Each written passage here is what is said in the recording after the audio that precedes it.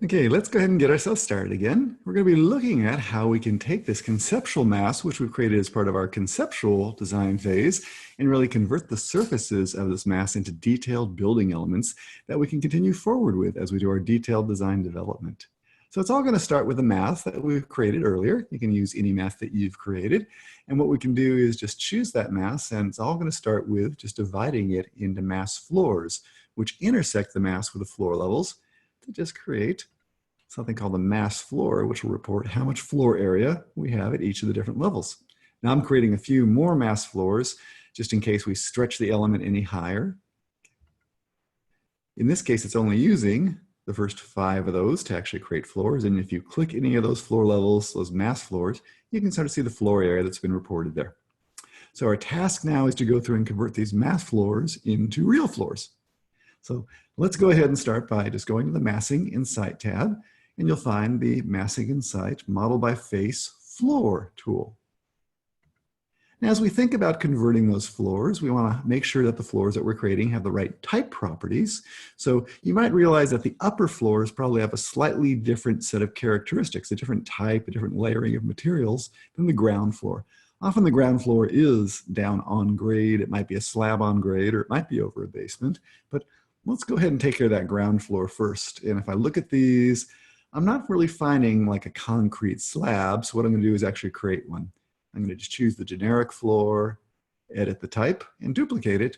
And I'll call it a 10-inch concrete slab.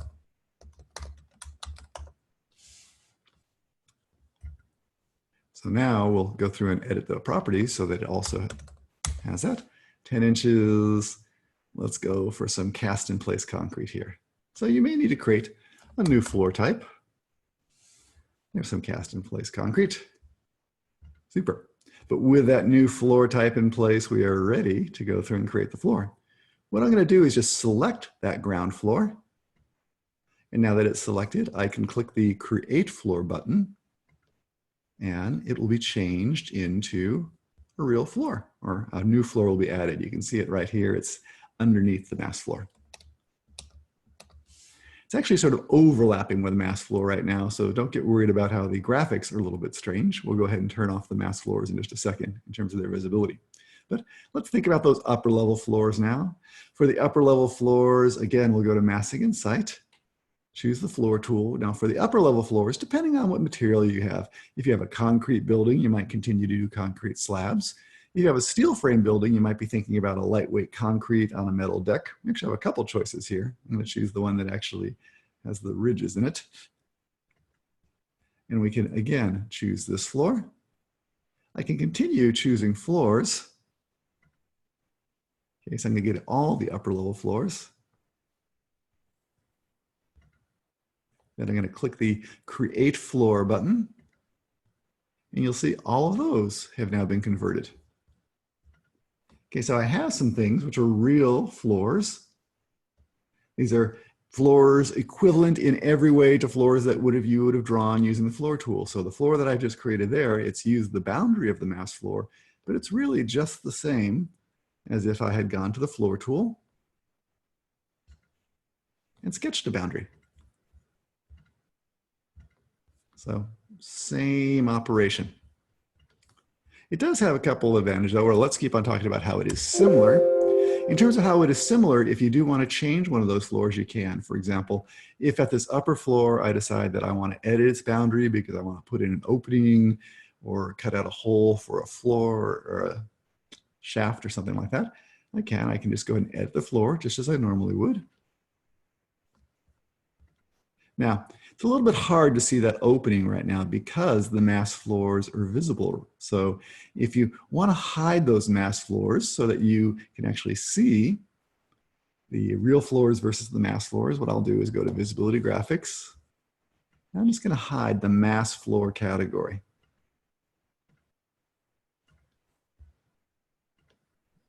Okay, now it's a little bit easier to see that I actually do have that floor opening.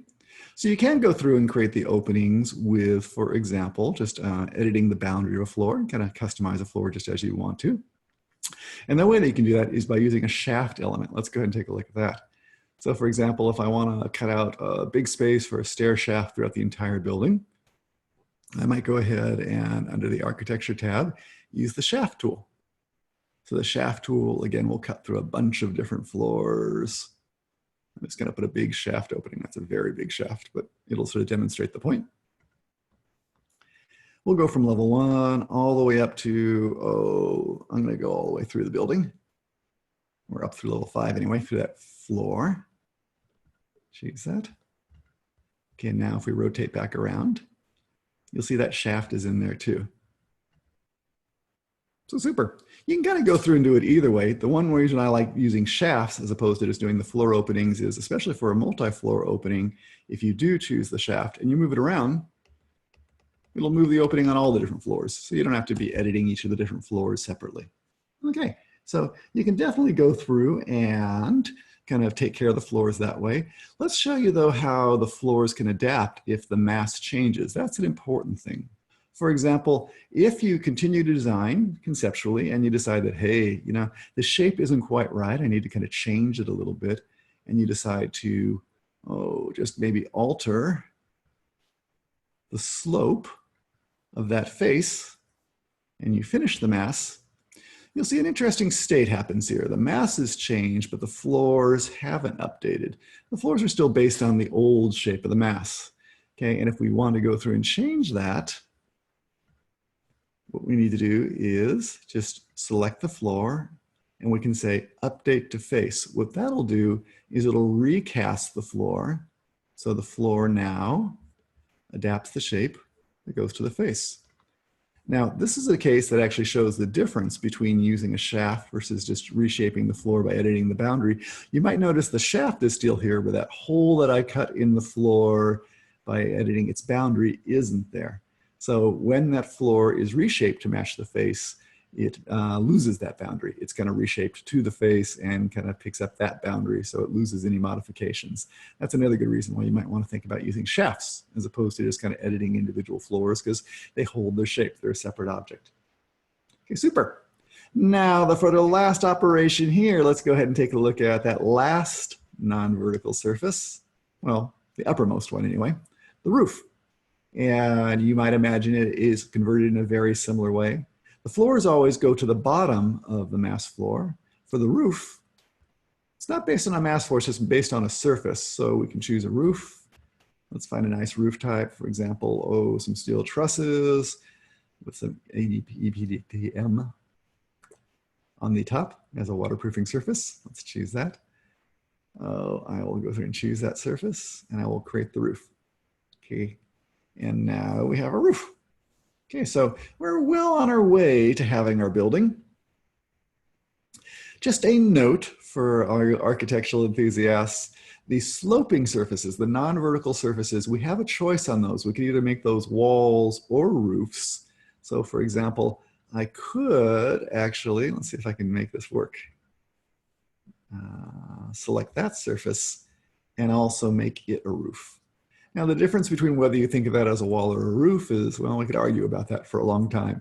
I'm going to go ahead and make it a wall as opposed to a roof. I think of that as more as a wall surface, but depending on what you want. If you have a curvaceous surface that wraps on down, sometimes roofs turn into walls or walls turns into roofs. So I'm going to undo that to kind of keep it the other way, but you do have a choice on that one. Great.